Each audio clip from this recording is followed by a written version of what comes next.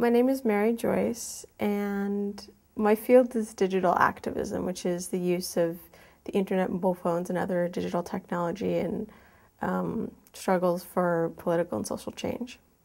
And I'm interested in nonviolent action because the field of digital activism is really new, and we don't really have specific strategies. And in particular, the focus of the field is a lot on tools.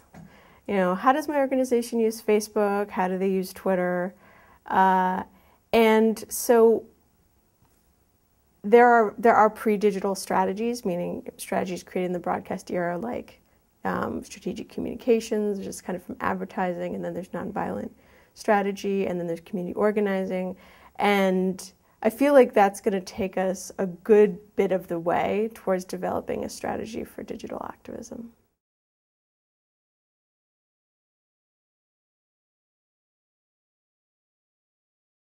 I mean, it works best when people are aware of an issue and then they're given a chance to act through through presenting digital technology. So that's something like the global solidarity mobilizations around Iran was an example of that. So people already knew what was happening in Iran because of the global media was covering it.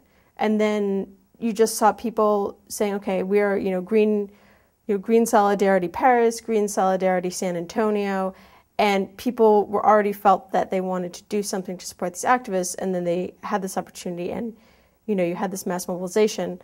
Of course, a lot of cases now you have successful mobilization without people succeeding in their goals, which is one of the reasons why I feel like we need to understand this better. Because people are saying, oh, well, it failed because there's successful mobilization, but, Ahmadinejad is still in power. And that's not necessarily a failing of the technology. It's a failing, it could also be a failing of strategy.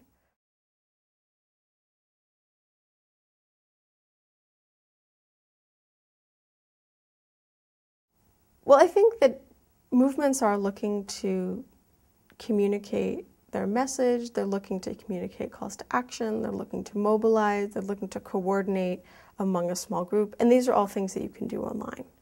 And it's not like repressive governments aren't trying and succeeding in cutting off these capacities of the internet, but the internet still, in many cases, allows for greater freedom of movement, and allows for also greater scale at lower cost and at lower risk, because you can do things to be anonymous and participate in a discussion online. It's not 100%, but you can do things.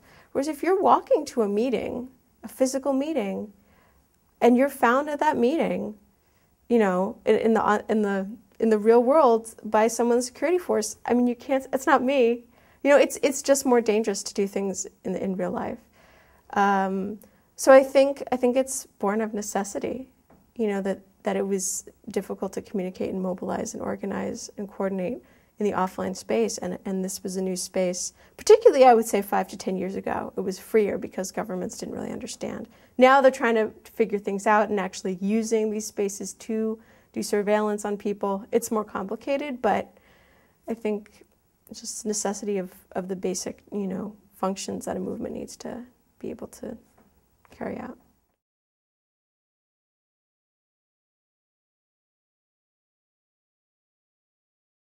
Blocking and watching. So the first thing that they do is they block information either from the outside world or from the activists themselves. So if they have a website that you can't access it, or you just simply can't access something like Facebook, which is a mobilization tool, or Twitter, which could be a mobilization tool. And then watching is surveillance of what people are doing on a lot of these public platforms. So, for example, in Egypt, there was a big Facebook movement around the May 6 strikes, and they looked at the Facebook group and they said, these are the people we're going to track down and intimidate and imprison.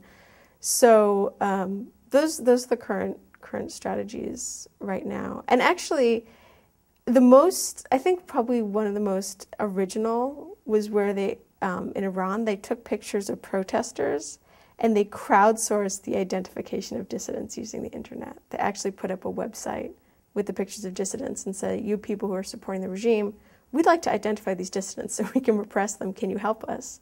And that is really understanding the internet. So it's not even fair to say, oh, well, they're slow and, they don't really get it. I think a lot of governments don't really get it, but some of them are really catching on.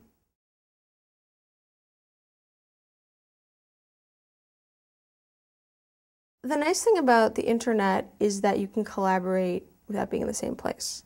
So although I don't work on campaigns anymore, the first campaign I did was the Free Allah campaign, which was to free this Egyptian blogger.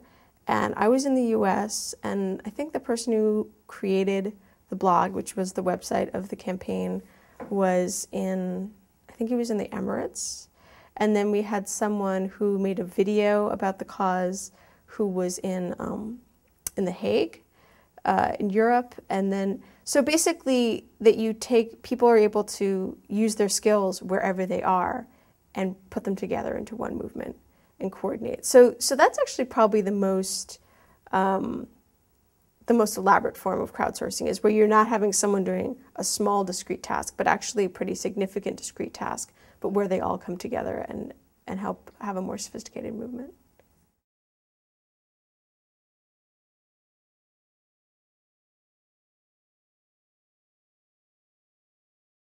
I think things that are a little not quite appreciated enough are different encrypted communication services.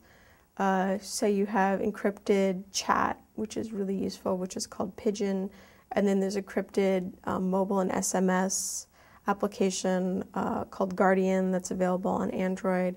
So I guess I would say that especially because governments are starting to use the internet for surveillance, activist and repressive regimes really need to start using encryption. And that's not like the governments aren't gonna, it's harder for the governments to crack that, although I'm sure they're trying.